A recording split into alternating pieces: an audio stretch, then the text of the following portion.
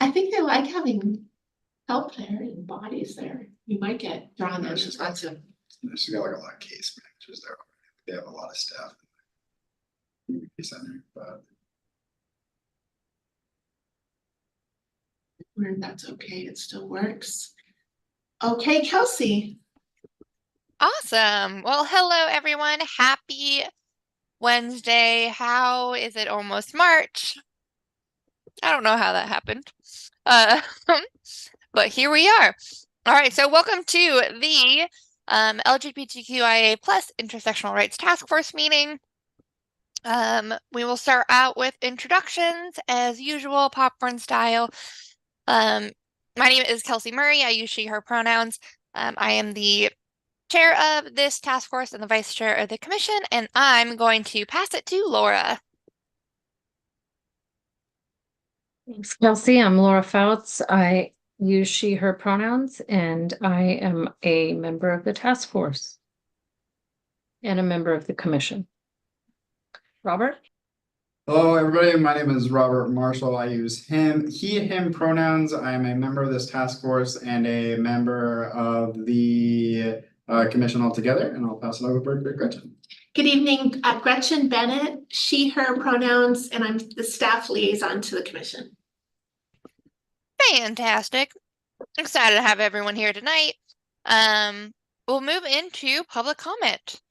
Gretchen, have we received any? We have received 0, none public comment. Okay. Because we are members of the public here, are there any comments that folks want to make? Beautiful. All right, moving on to the approval of the minutes. So we have minutes to approve from 2 meetings, January 3rd and then January 24th. Is there a motion to approve those minutes? I make a motion to approve meeting minutes from both months as written. Perfect. It has been moved by Robert. Is there a second? I second. Beautiful. Laura, great. Because both of you have motioned, I'm going to assume that you approve of passing those minutes. Great. Awesome. All right, so moving on to selecting locations of focus related to increasing safety. So this is going back to our examining biases of where, what and where, what biases and discrimination are happening and where they are happening among people who are a part of the LGBTQIA plus communities. I had put together kind of a short document of potential partners, usually just the ones that I know of and could think of. It is not all encompassing. I believe, does everyone have editable access maybe to it? I don't know. So wanted to share that with y'all. It is not an official document. We can edit, we can add it, we can delete it, what have you. But that being said, I'm going to just open up the floor to general comments or updates of like thoughts that y'all have had over the last month. Just a quick housekeeping. For editing access, we have to request it. So I'm requesting.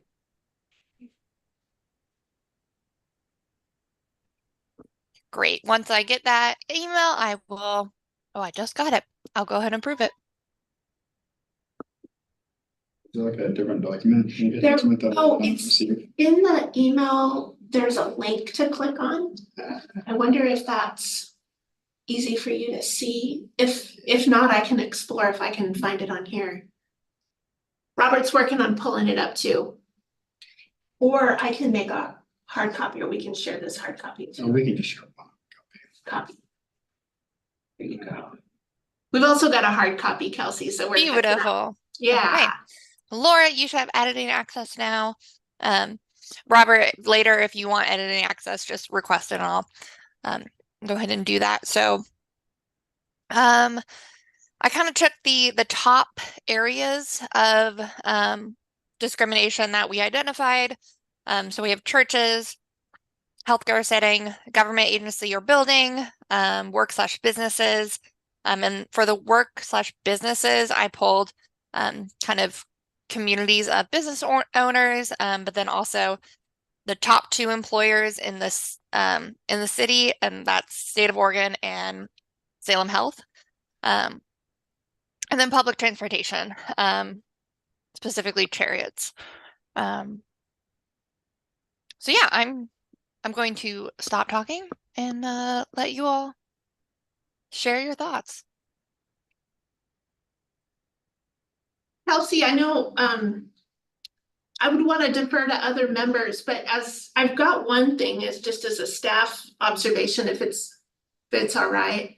Jumping in on the second category of barrier identified. Granted, maybe this is a defensive comment, but I wondered about writing something slightly different around like discrimination perceived to be occurring at places where discrimination or bias is reported, because I got to thinking, like, people did report in the belonging survey being discriminated against at government agencies and buildings. That's true. Also, government agencies and buildings receive reports of discrimination. That's also true. But we don't necessarily know that location A and location B are precisely the same. Like maybe our respondents experience discrimination at an agency that doesn't actually take hate and bias complaints. You know what I mean? And so I wondered if we put in a modifying word like perception or something that, or some sort of clarifier, I guess. Yeah. I went ahead and I changed it. That's a good point. And I changed it to discrimination perceived at places where discrimination/bias is reported. Did that kind of clarify? Because yeah, I think you're right there. I'm wondering, is it fear of discrimination? Like, were the reports like of receiving the discrimination and so therefore they don't want to report? Or is it, I didn't want to report because I'm afraid I will be discriminated against because I've heard XYZ or whatever? Yeah, I think it's both. There were some comments of where did you experience discrimination or bias, and then like City of Salem buildings was an option that people selected. Okay. And like just general comments of like general fears about reporting places of like not being taken seriously, or like their identities not being honored or respected. So I think, yeah, both of those. Thank you. No, I appreciate that.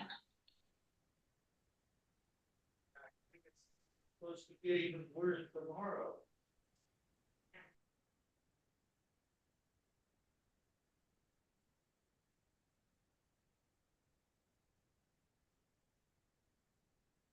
I had a question under the form updates list.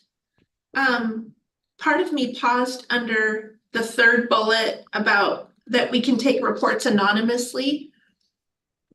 We can. I just wanted to explore that with everybody for a moment, if I could. Like, let's say we get a real concerning report of discrimination, but it comes in anonymous and we don't have a way to follow up to clarify or ask permission to take a next step on a remedy, you know?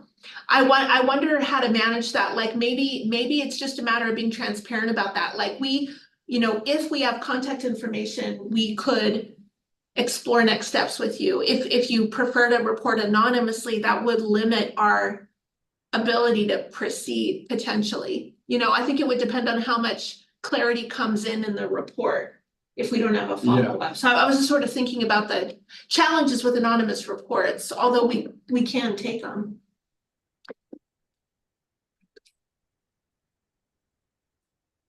Yes. So thought. So this was something that was a concern at a previous job that I had, is If someone submits an anonymous report, like what do we do with that? And so we used this language. If you wish to remain anonymous, please read and acknowledge the following statement. I acknowledge by submitting a report anonymously that blank will not be able to follow up with me. Anonymity is important and will continue to be an option on this form. However, blank is limited in action that can be taken in the absence of a reporting party. Nor would the blank be able to follow up with the reporter on any action taken. Yeah, Do you want me to send that language to you? Yeah.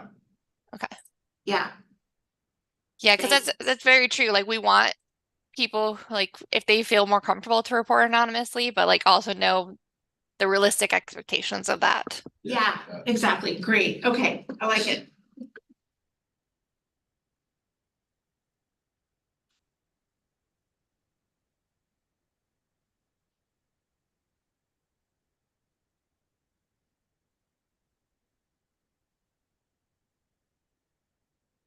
Okay, Gretchen, I'm going to send that to you here in a moment. I'll just change the old language on where the place is to the city of Salem.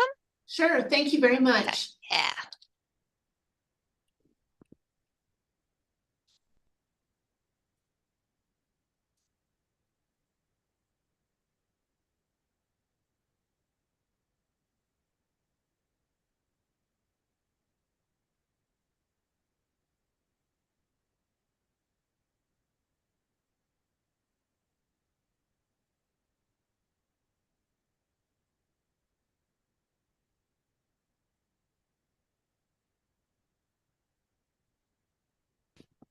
Done. Other thoughts?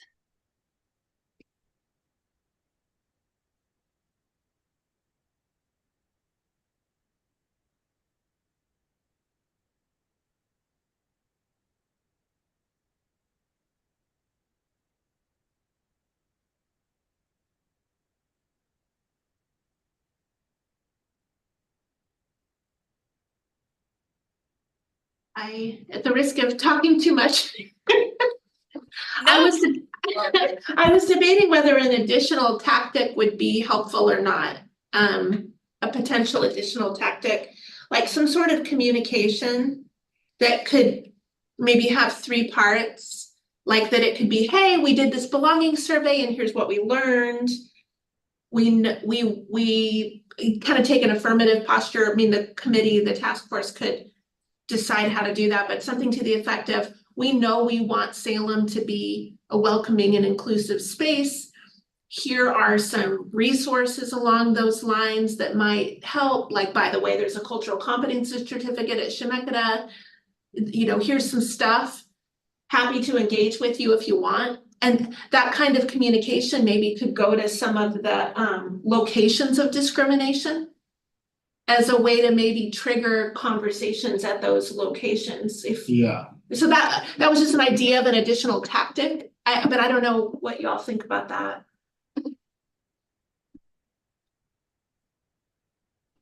Yeah, so adding that to the like tactics to eliminate / reduce barriers, like promote trainings and maybe educational opportunities to partners, community partners. Yeah, and I might even add inform partners. Like I'm thinking about, like, if I'm a business, or let's say I run a healthcare place, and maybe I'm just completely unaware that that's generally what the experience is that's being reported. Maybe Yeah. my own mechanisms for feedback aren't revealing that. You know, but maybe I would receive this letter from the commission and say, oh, I think this is something we should talk about, even though we're not getting a report ourselves for our own office. Let's hear this and think Yeah. about how to be more welcoming. So that might just also be about informing them. I think it's also great too, and I think as you mentioned, I think kind of putting in, those resources and I think for additional training, because they might not have, like the budget for it, they might not know where to be able to find it. And nobody likes it when somebody's gonna say that, like, no one likes it when someone really reports a problem, but then doesn't also kind of help with the solution gathering. And I think, like as Gretchen was mentioning, that letter could be, like a good way too of saying, hey, this is what the survey found. Like it's kind of, like that tactful way of also letting some of these organizations know and anything that, like they are the problem without necessarily calling them out and saying they're a problem, right? Like, like you email, like you send that letter and everything to like organizations that were typically on there and being like, hey, this is what like, like the results and everything, like said, here are some resources. Let us know if there's anything we can, better assist you. Because then they read that and, if you're a medical organization, you read that medical, organizations are one of the areas they face discrimination. And it's kind of hard to deny that when you're looking at the letter and then sitting in your medical office and saying, oh, hey, like maybe we really do need to address this. Yeah. So, Oh, go ahead.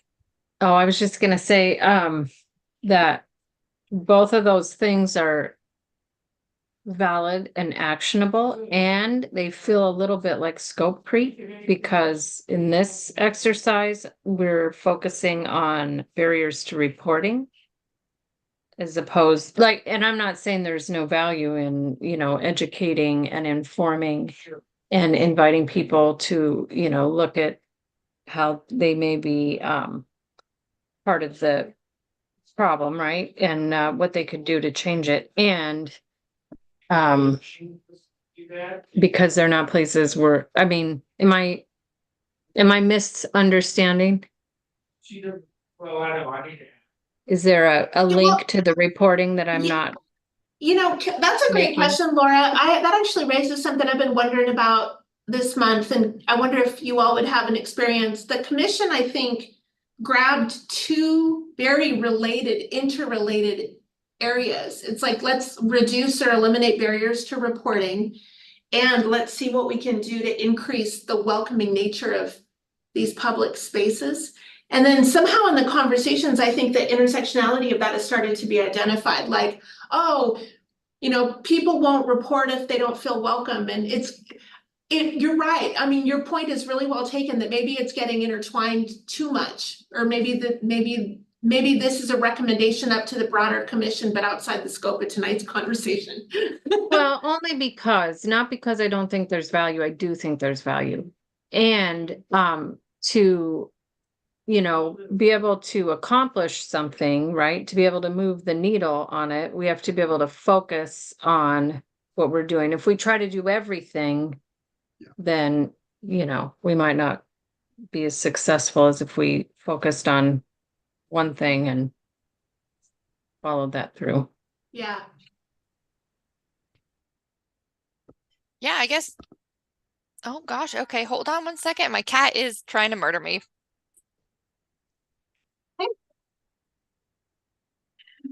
I hope not literally you're having some pain. Oh no, she's attacking me right now. It's fine. It's fine. It's fine. I think it's safe to say, Laura, that Kelsey's cat did not agree with your statement. That's cool. I can handle it. That's called Now, good Kelsey's paying the conversation. price. I don't know what's happening with her. It's fine. Yeah, I'm sorry about that, Kelsey. You sure? You sure it's okay? It's just what my life is sometimes. And that is why I do not like cats. She has anxiety, and this is how she reacts to things. Oh, It's fine. Okay, so anyway. All right, we're just gonna do this. Okay. Yeah, so I think I'm wondering if that is a thing that we want to bring up to the larger commission about how we can connect with those places, because our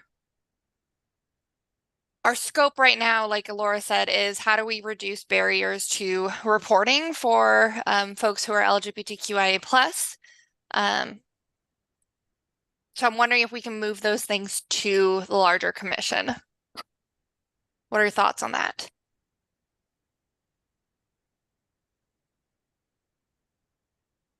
Yeah, I'm in support of that. Right, and I think that's a great idea, because obviously there are other things that people are discriminated against for, besides their LGBTQIA plus status, right? So we're focusing on this barrier that we've learned that's kind of specific to a certain right, population. But the larger issue of being discriminated against in these settings, I think, is relative to, like, say, homelessness or ethnicity, back though, all of the things, and not just their gender orientation. I think it also, I think taking us back to, the big commission, honestly, I think it's kind of, like the best move, because like a lot of that also ties into, and like we experienced this last month, is that the community engagement task force in a roundabout way was trying to tackle some of the same issues that we're tackling, in this task force, because like a lot of that also is community engagement related, like how do we increase, safety in the community? Well, that's all an engagement piece. And how do we educate these organizations and everything that have, like higher rates of, like people feeling that they're discriminated against? That would also technically be a community engagement. But just in my thought and everything, I would immediately assume anything that's the community engagement task force.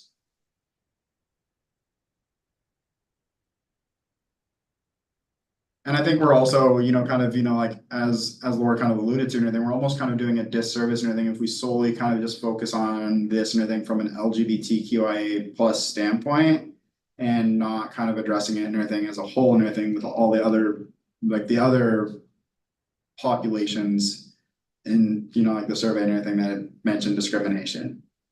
And I think, like we have an opportunity here and everything to kind of address this, like on a broad scale and not just, like a population specific.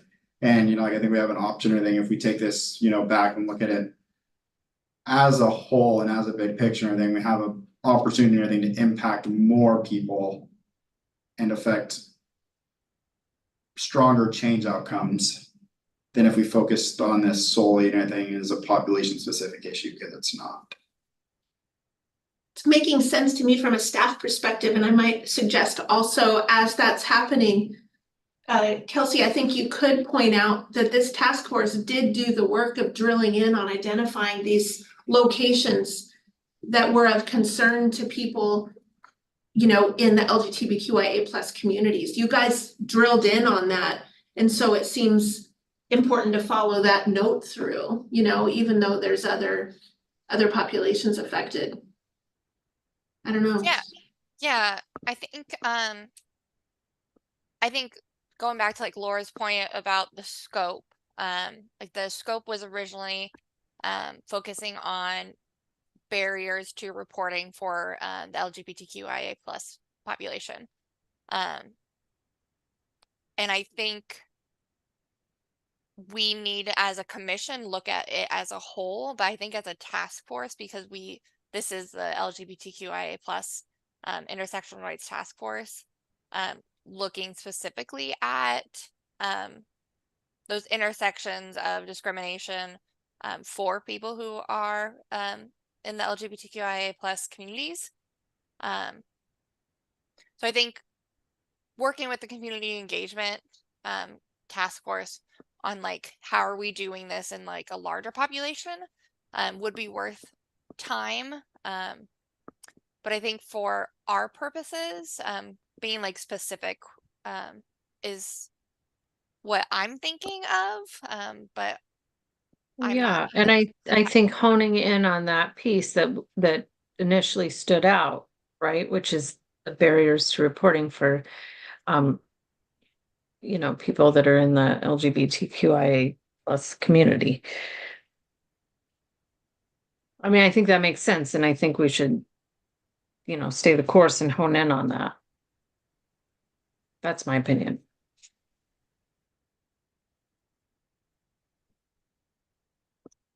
Robert, what are your thoughts?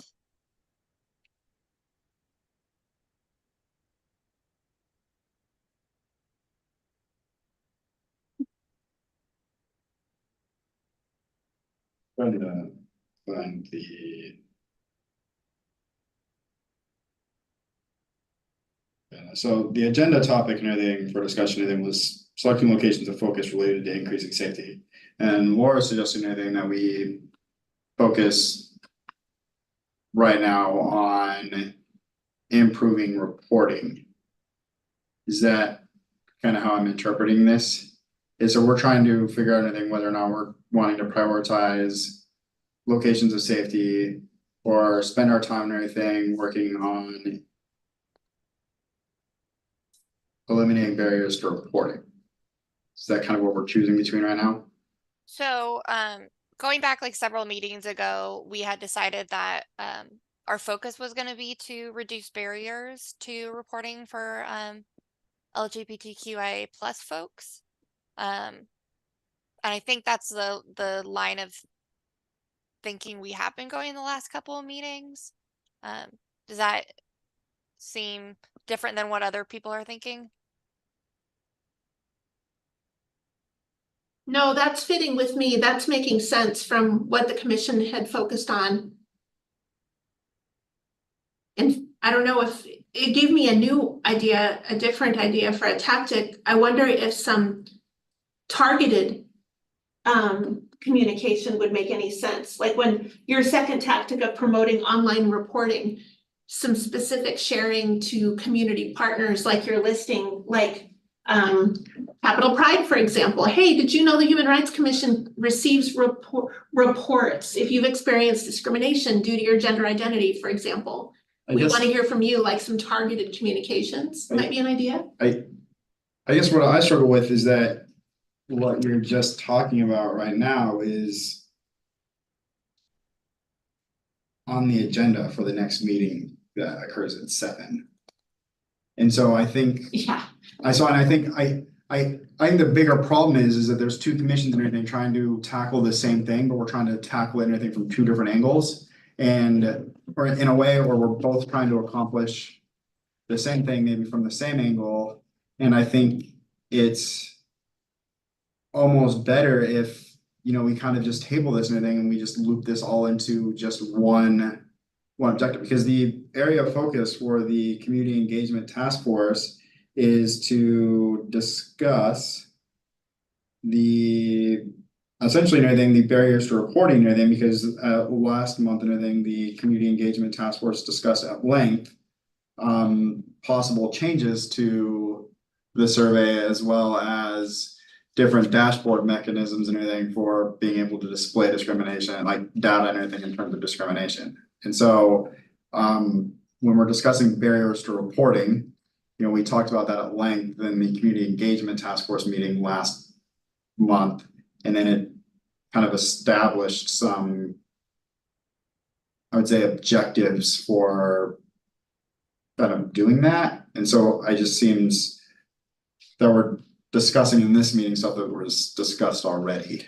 Yeah, I can help add to that a little bit. Like there are some different ideas happening in each, but they're very related. Like the discussion here about anonymous, reporting, for example, I was thinking, oh, we've got to remember that to the community engagement task force at 7.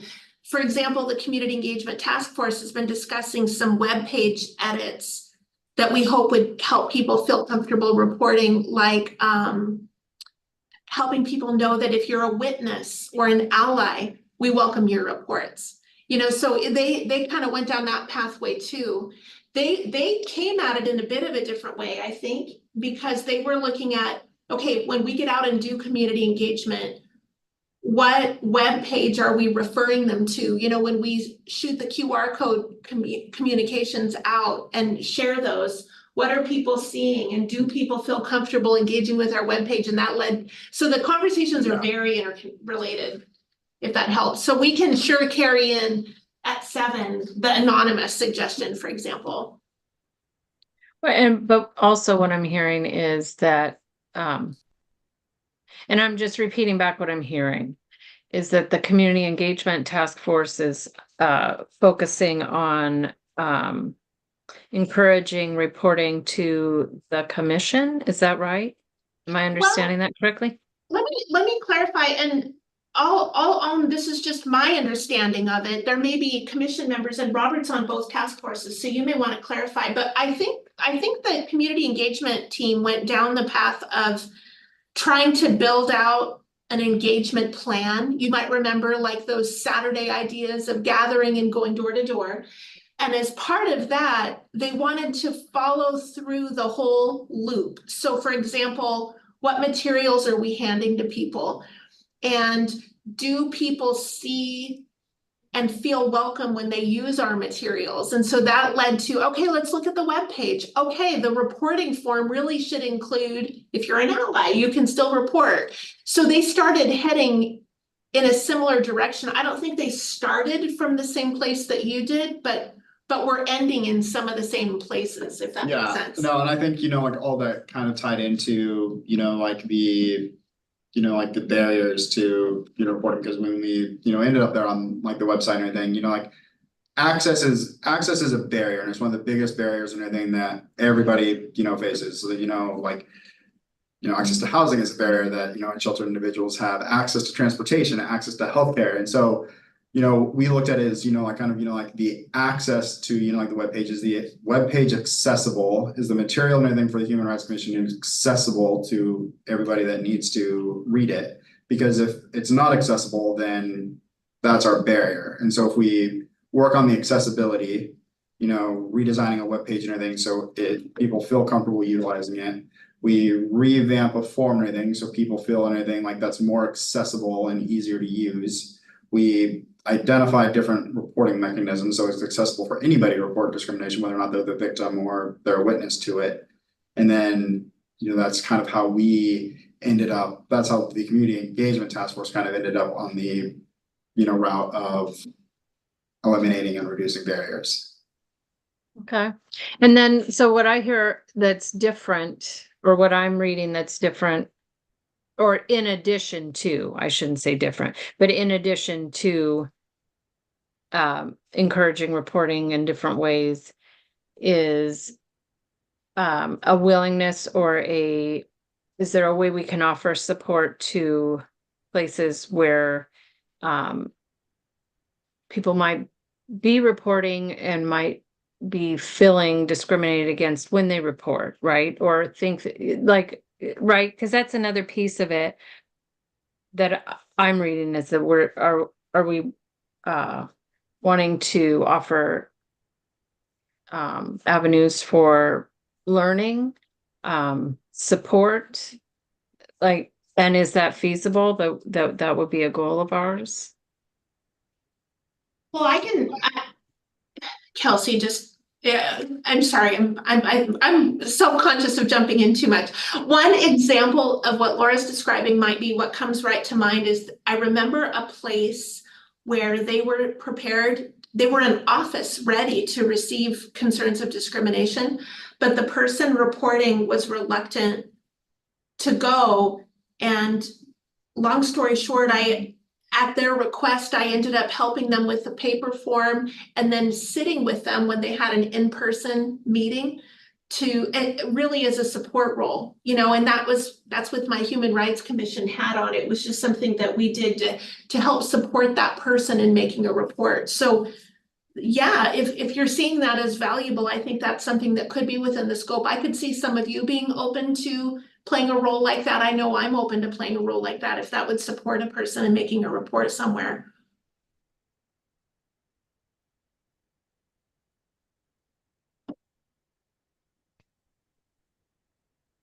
I guess I am confused as to how to progress. Right. Maybe I could take a try at trying to line out sort of a status update of the conversations and what we're hearing from each of the task forces and kind of where we are so far in the space of reporting hate and bias and in welcoming spaces to help untangle this. But I fear that maybe it got a little sidetracked when I suggested that tactic of sending a letter to welcoming spaces. We could return to your list and remove that tactic from this list, because I think what we're noticing is, oh, that's a tactic for another day, another conversation, another meeting, and go back to the ideas here.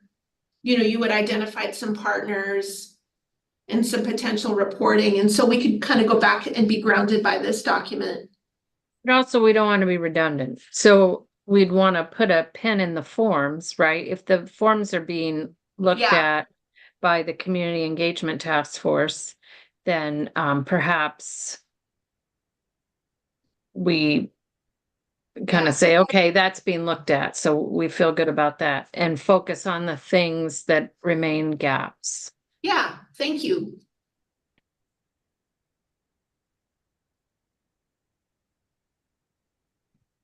Okay, perfect. I added, Gretchen and Robert, you can't see this, but in the document, I just highlighted it and then commented on the form updates, Community Engagement Task Force. Since it seems like maybe they're gonna take a lead on looking at the form and updating it, because I guess, yeah, that is generally, that's going to help everyone, not just the population that we are looking at. Yeah.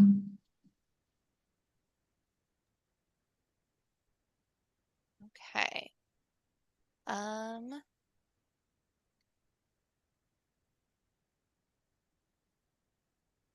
Other initial thoughts?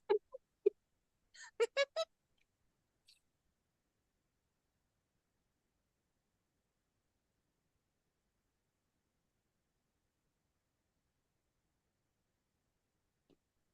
guess where do we go from here?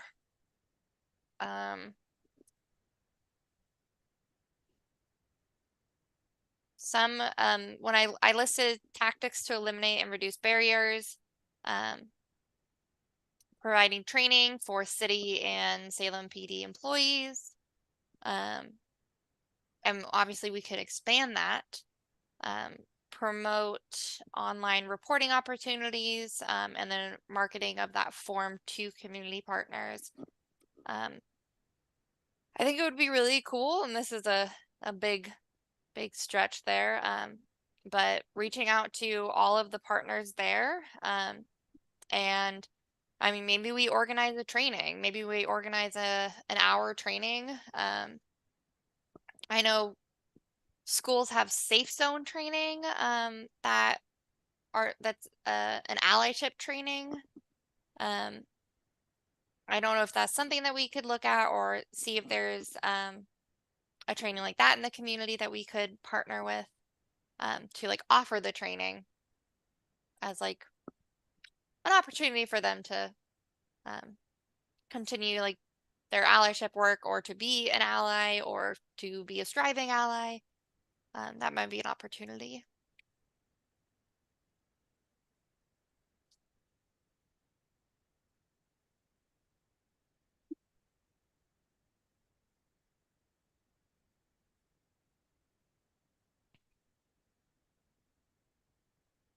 What are thoughts? What are people's thoughts?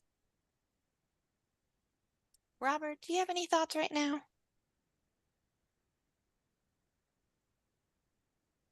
I don't.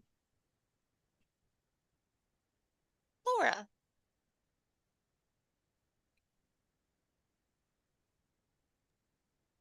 Well, not sure. Gretchen, are we all just scratching our heads right now? Yeah, I think honestly, you know, if I were to make a motion right now, I would make a motion, I think, that we recircle and everything back at the Human Rights Commission meeting next month. We regroup as a whole, both task forces convene at that meeting and discuss what it is exactly we want to. I think, you know, kind of our problem is and everything is that, you know, we need to discuss at, you know, like the bigger like we need to discuss it, you know, like the bigger meetings essentially, right? You know, like at the Human Rights Commission meetings, like what are our top agendas and everything, and then which task force is going to be responsible and everything for accomplishing it. Because what we've done is that we've kind of, as task force and everything, been like, oh, like that's great and everything, we want to accomplish this. And then, you know, like another task force has kind of done the same thing with a similar topic, and we've ended there. And I think it really needs to kind of go back to, you know, kind of like that delegation, right? You know, the Human Rights Commission identifies, you know, like what the commander's intent is, you know, like their objectives, you know, we want to accomplish X, Y, and Z. and then assigns a commission or anything to get him there, him or her. You know, so, you know, like Gretchen or anyone would understand this, but following, you know, like an ICS structure, right? You know, like, hey, like this is what I want, and then giving it to the right person or thing to do it, and then that commission or thing reports back, and then like, you know, like that task force then reports back on what they accomplished. Is, you know, like essentially, you know, a task force and everything is nothing like we're using task force and everything, like we're using the name task force, but really anything we're subcommittees. And, you know, like I think, you know, it's kind of just, you know, kind of getting into a better and, you know, maybe it's just a matter and everything of kind of just reformatting the commission or thing altogether, is that, you know, like we discuss, you know, like what the goals are, and then, you know, like we develop subcommittees as necessary, you know, like we, you know, like, you know, we, you know, develop and, you know, disband subcommittees and everything as appropriate, right? So, you know, like if like the topic and everything, if you know, like the big topic is LGBTQIA issues, then, you know, like we create a subcommittee and everything for that. And then when the subcommittees, you know, like accomplish what it was tasked with, you know, like within that certain area, then, you know, we retire that committee. And then, you know, like in, you know, a year down the road, if, you know, another issue comes up that's related to that, I think that's where we can better focus our time and energy, is rather than trying to necessarily place ourselves and pigeonhole ourselves and everything into two task forces. We kind of move with the flow and everything of the Human Rights Commission, and that we establish the agendas, like we establish the objectives and the goals, and then we establish committees as necessary. And then we can eliminate kind of what we just ran into here, and that two task forces are working on the same thing. Yeah. Yeah, I don't know if I remember this happening in this way before. It's funny how both of the conversations have ended up kind of going in really similar directions, and so it to your point, it could be really helpful to get some clarity around what each team is But it also fleshing out and working on. It also naturally happens though when, you know, the same members and everything that make up one, you know, like that make up one task force and everything also make up the other. Yeah. And, you know, it's like when the same members are attending one group and are attending the other group and are attending the other group, well, then there's just the same meetings. And then at that point, I think, I mean, it's really just, you know, like the Human Rights Commission meeting and everything, and then just once a week and everything, like once a month and everything, having a work group. But at that point, I think it works no different than the city council. And the city council and everything has one meeting and everything where, you know, like they discuss anything like the big goals and everything they have. And then when they identify one particular thing they want to hone into, they set up a work session for it. Mhm. And they all come together and everything and meet on that. And maybe that's a different, you know, strategy and everything that we, you know, that we pursue. You know, like the city council, they, you know, they wanted to drill in everything on, you know, like gun violence in the city of Salem. And so they had a work session to discuss how they were going to do that. And then 1 month and they really wanted to discuss, housing and homelessness. And so they had a work session and everything outside of the city council meeting and everything to really just kind of focus in on that area. And what I see here with a lot of the stuff that's happening is, you know, like we've got, okay, we want to talk about how do we reduce barriers, and we've got two task forces that are working on it. Instead of anything, there just needs to be a separate work session group from like as part of the Human Rights Commission, everything that talks about and really just dives into what those barriers are and how do we reduce them. And then, you know, like the education piece and everything of it. Like, okay, we've established anything, education is something we want to focus on, anything, let's drill into that. We want to promote the Human Rights Commission. Let's drill into that. And I think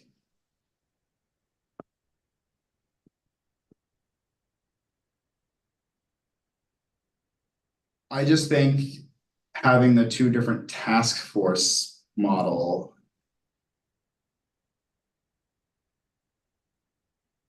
is kind of rather inefficient currently. Whereas if we combined or regrouped and restructured, I think we'd have a little more efficiency.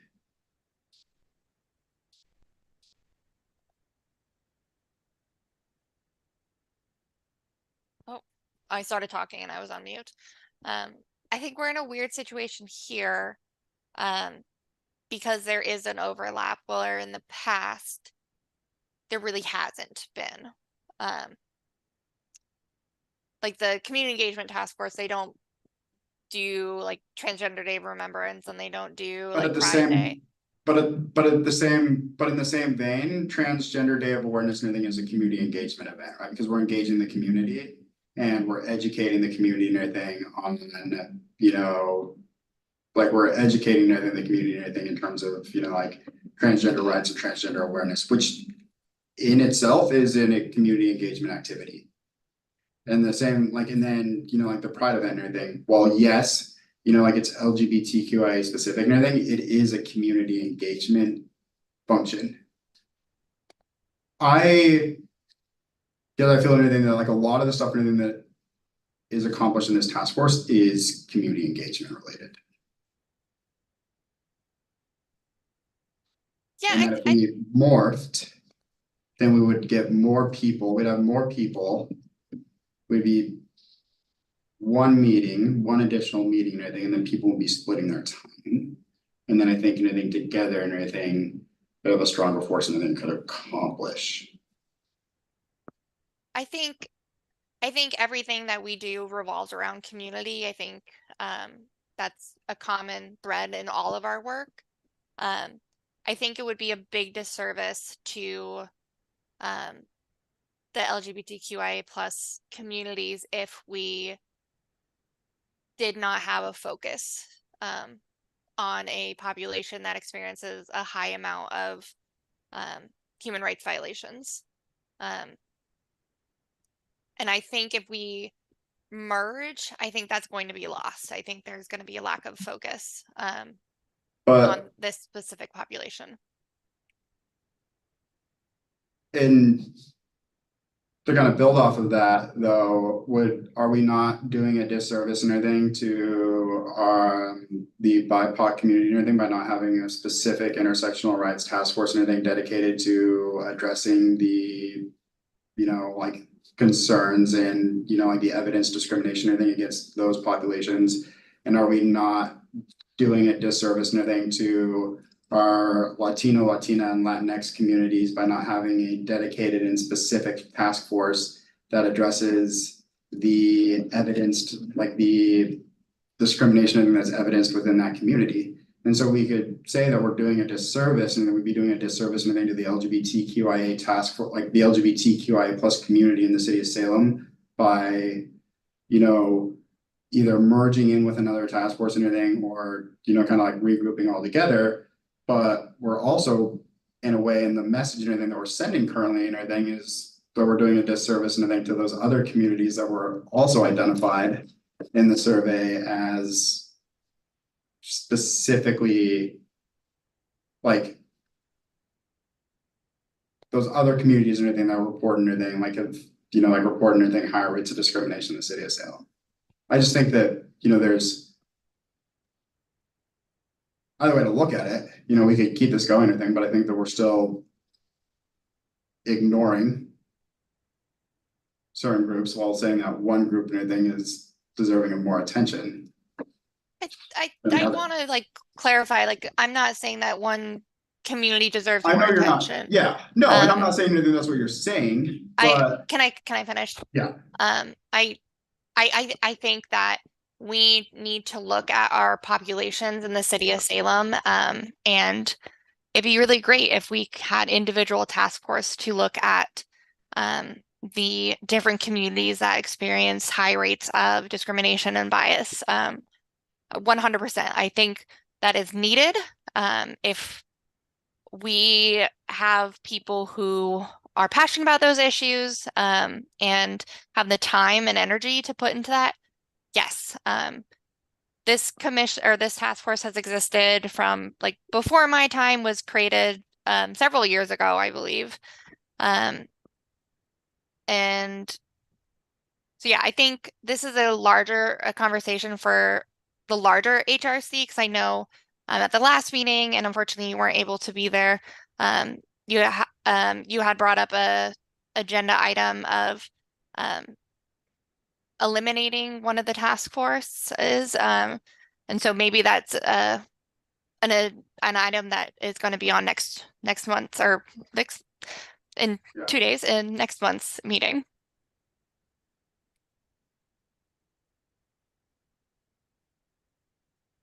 We did have that specific topic. There was an idea that was put on the agenda about going ahead and sunsetting the community engagement task force due to similar themes. And the group at the time that was there said, no, we don't want to sunset it.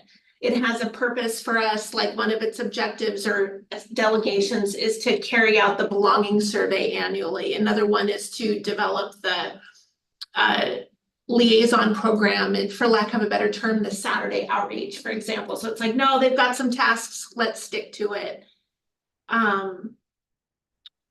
So not to disagree, Yeah. but just to clarify that particular point.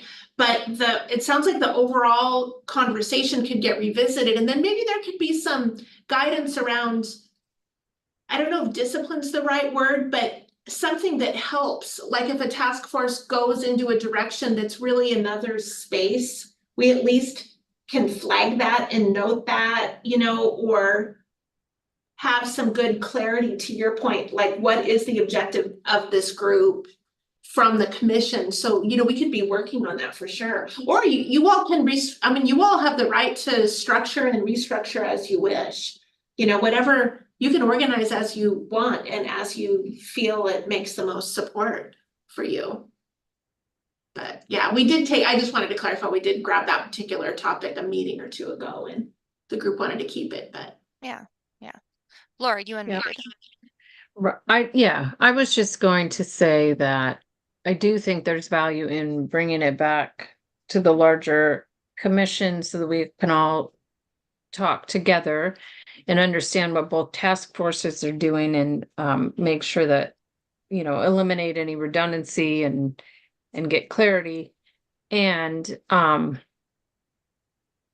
as a member of this task force, I would see that as a loss if it disbanded.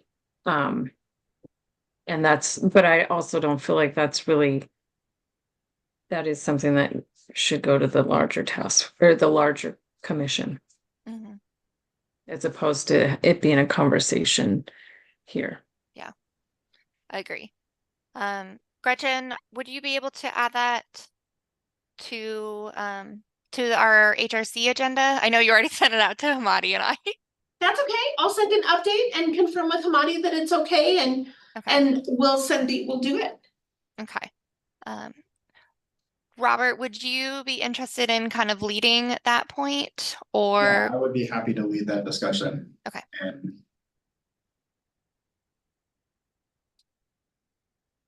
Cool. Well, this took an interesting turn. From my cat attacking me to this. Oh, what a night. Never a dull moment. It was a wild one. And by the way, 5 minutes later, she's currently still in my lap and is a very happy cat. So Good. Fine. Okay, well, we'll go ahead, I guess, and wrap up. Since y'all have do you have the engagement task force meeting coming up? We do at 7. Okay, perfect, great. Awesome. So I guess we'll go ahead and start wrapping up, but are there any member remarks and announcements before we disband? Well, I think it was a good conversation and I'm glad that we had it. Agreed. Anyone else? nothing further. Alrighty. Well, I hope everyone has a good night and it's windy outside, so be careful.